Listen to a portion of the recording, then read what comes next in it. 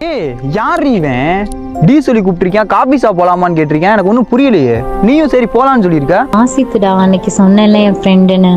ஏய் இவனை நீ அண்ணன் தானே சொன்ன? நான் எப்போட அண்ணன்னு சொன்னேன்? எனக்கு நல்லா ஞாபகம் இருக்கு, அண்ணன் தான் சொன்னேன். லூசு, நான் ஏன்டா ஃப்ரெண்ட் அண்ணன்னு சொன்னேன்? சரி ஃப்ரெண்டா இருந்தாலும் ஒரு லிமிட் வேணாமா? இப்போ என்னடா? காபி ஷாப்லாம் போலாமான்னு கேட்டிருக்கேன். டி, இப்ப சண்டை போட தான் மீட் பண்ணுமா? ஏய் தயவு செஞ்சு அவன்கிட்ட பேசாடி, எனக்கு கஷ்டமா இருக்குடி. சரிடா, இனிமே பேச மாட்டேன். நிஜமா பேச மாட்டீல?